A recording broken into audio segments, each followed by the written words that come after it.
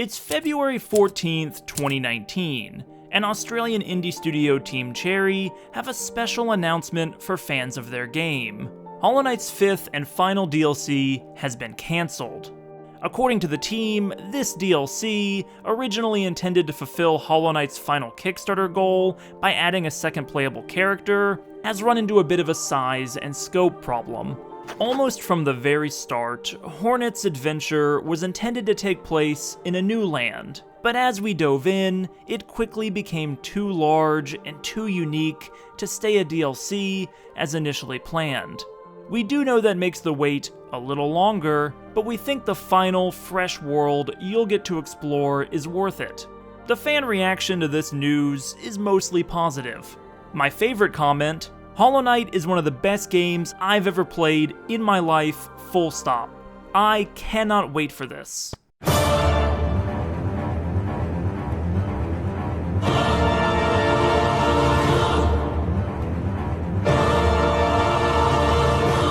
For 6 years, Team Cherry has been crafting Hollow Knight's Silksong. It is highly anticipated and Steam's most wish-listed game.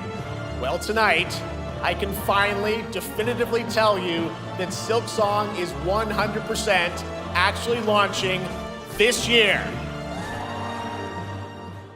So yeah, that took longer than expected, and the wait was painful. But now Silksong is here. In fact, by the time this video comes out, it's probably old news. Many people have already played it, or beat it, or quit the game forever after one too many runbacks, and gaming culture has moved on to other titles. Be that as it may, I still want to talk about Silksong because I haven't stopped playing it. My first playthrough took over 70 hours, and once it was over, I dove right back in. I love spending time in Farloom, uncovering secrets, and mastering the game's platforming and combat. Sometimes I spend a play session getting to know a bug I originally ignored, like the Mad Alchemist in the Wormways, or Pilby, the little pilgrim who only tells you his name if you keep chatting with him before his untimely death. This little guy even gets his own funeral, an unexpectedly heartfelt scene hidden behind a few different side quests. Maschere d'ore. Yeah. Other sessions are spent dominating bosses I previously struggled to beat. Silksong has a lot of combat options, and you can really vary up how a playthrough feels by switching out crests and tools. I mostly stick to my tried and true Reaper crest because that running attack is just so satisfying, but I could see myself trying out a Beast Crest challenge run in the near future. As I boot the game up each night after work, I'm starting to get the feeling that I'm gonna stay obsessed with Silksong for a very long time. I think I like it more than Hollow Knight, and that's a big deal because I think Hollow Knight is a very special game that I like more than almost any other. I like it more than any other platformer, more than any other Souls-like, or even any other From Software Souls actual. Its unique combination of exploration and combat tickles my brain in all the right ways. It also feels a little more fair than Silksong, if a bit too easy after so many years playing the title. The original Hollow Knight game is fun to learn, to get lost in, and to master. But I could say that about many similar titles that I don't return to nearly as often.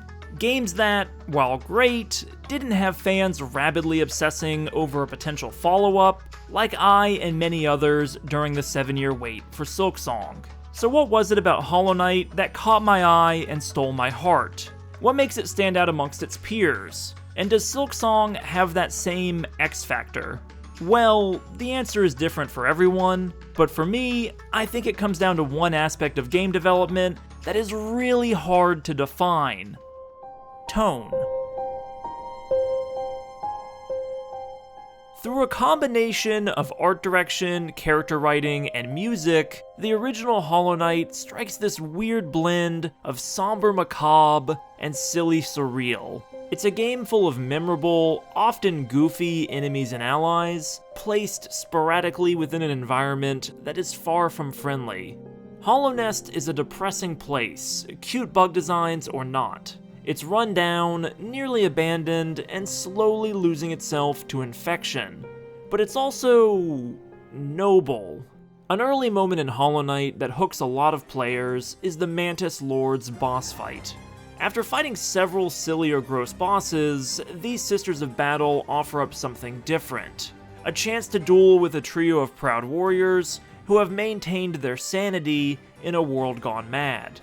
To start the battle, the player has to challenge these Mantis Lords directly, warrior to warrior, bug to bug. They won't attack you without provocation, like the mad creatures you fought with up until this point. This fight isn't about simple survival, or even game progression. You're here to duel these ladies of war as an equal, and maybe even earn their respect if they find you're up to the task.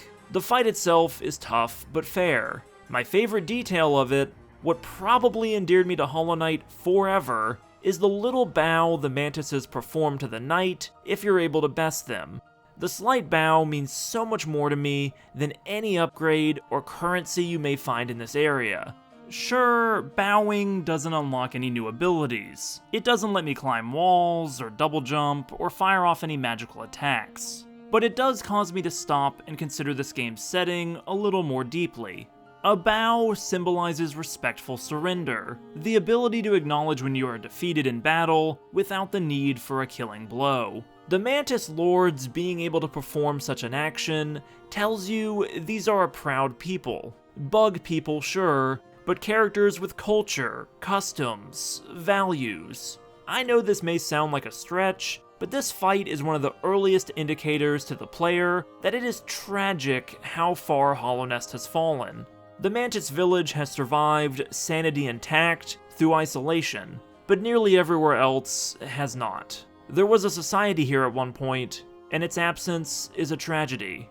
When I think about Hollow Nest, and now Farloom, I'm often reminded of one of my favorite game dev stories. It has to do with Dark Souls 1, Hidetaka Miyazaki, and his personal philosophy when designing video game enemies. If you don't know, Miyazaki is the director of the Dark Souls franchise, which has, without a doubt, had some influence on Hollow Knight, its sequel, and a whole bunch of other video games you may or may not have played over the last decade and a half. The story goes like this. One of From Software's art designers is tasked with creating a dragon enemy that has succumbed to the world of Dark Souls and all of its challenges. It was once a proud dragon, and now it's a rotting, half-dead corpse that shoots poison. A typical Dark Souls experience, so it goes. The artist submits a design draft of a dragon covered in maggots and muck, a monster meant to gross out players with how ugly it is. This designer didn't do anything wrong. That's the kind of design you'd expect for a zombified poison enemy in a video game. But Dark Souls isn't your average video game, and Miyazaki isn't your average game director. He rejects the original design, get this, for being too mean-spirited towards the dragon. That's a lot of care and respect to have for a single digital asset in a game full of enemies. I've linked in this video's description an article by PC Gamer that goes into this story in more detail, but here's my favorite line from Miyazaki. Most people don't believe me when I say this, but a certain kind of refinement, elegance, and dignity are very important to me. My idea of dignity is something that I pursue with every project I work on.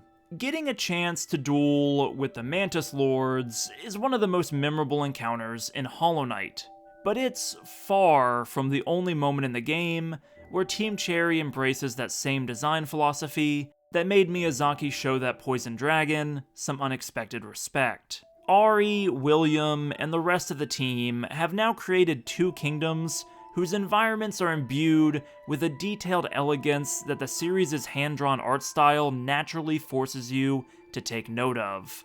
And crucially, they filled these messed up kingdoms with some of the cutest weirdos in all of video games. Alama. The Pinmaster sets Hornet's nail against a silk grindstone to prepare it for a bath in pale oil. He carefully applies the rare substance to the weapon before wiping it down with a cloth, revealing a mirror sheen.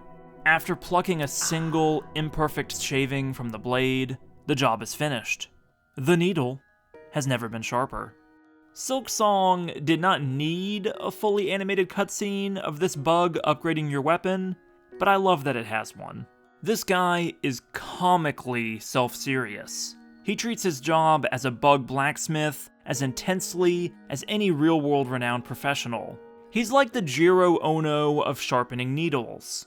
Jiro dreams of sushi, Plinney, the Pinmaster, dreams of pale oil. This interaction might be my favorite side character moment in this game. He's so dramatic and intense in his professionalism that I can't help but wonder in the back of my mind whether Team Cherry is laughing at me each time this cutscene plays. Getting the chance to watch the Pinmaster at work is almost more of a reward for me than actually doing more damage. A 10 or 25% boost to my attack power is nice, but it doesn't really get me out of bed in the morning. Getting the chance to meet another memorable goofball during Hornet's unplanned pilgrimage does. Plinney is not the first goofy little guy you meet in Silksong, and he's far from the last. This game's map is full to the brim with silly little bugs who often have nothing much of value to offer the player other than funny little interactions. Hollow Knight had these kind of character moments too, but they were few and far between in the game's nearly 40-hour runtime. And the silliest of these interactions were hidden behind obscure, unmarked quest lines. Silksong, in my opinion, does a better job putting its extended cast front and center throughout an average playthrough. From your first encounter with Best Boy Sharma, all the way to those final few lighthearted moments sprinkled throughout Act 3. As long as you don't get too hard stuck on any one boss, you'll constantly be running into whimsical weirdos at a well-paced clip. These bugs are hiding in every safe corner of Farloom's dangerous world, and they want stuff. Before long, you'll be doing side quests for all kinds of creatures, like a moss witch, the previously mentioned mad alchemist, and everyone's favorite singing mapmaker, Chakra. And calling these favors side quests is a bit of a stretch, because if you want to reach the game's third act and stop the haunting for good, you're going to need to help most of the bugs you meet along the way. There's actually a whole hidden system centered around Hornet helping her new bug pals, and you can only start the game's final act if you help enough characters. The decision by Team Cherry to tie side quests to story progression is admittedly a little clunky, but I appreciate how Silksong's greater emphasis on side objectives directed me towards interacting with NPCs continuously throughout my first playthrough. I would not have stumbled across that bug funeral moment we talked about earlier had I not been searching for more quests to help me reach Act 3. Throughout my playthrough, each time I got to what felt like a big story moment, I simply turned around and kept exploring, confident there was more to this game that I was missing. There always was. This game is full of secrets, surprise encounters, hidden bosses, and nearly endless opportunities to laugh. Silksong may not hand out rosaries or health upgrades at a pace that's comfortable for everyone, but it's got whimsy at the ready. A few of my favorite moments included fighting alongside Garmond and Zaza, accepting a challenge from tormented Trobio, and racing the over-enthusiastic Sprintmaster Swift at the edge of the world. Hornet can only save Farloom by embracing the bugs still living in it. She's a more traditional hero than the player character in the first game in that respect, and I think that's fitting for this game's more triumphant narrative. So, yeah. That was a whole lot of words just to say that Hollow Knight Silksong isn't a game for everyone, but it's exactly what I was looking for. Anyway, that's gonna do it for this video. Thank you so much for listening to me ramble about a game that I care way too much about. We'll talk again soon.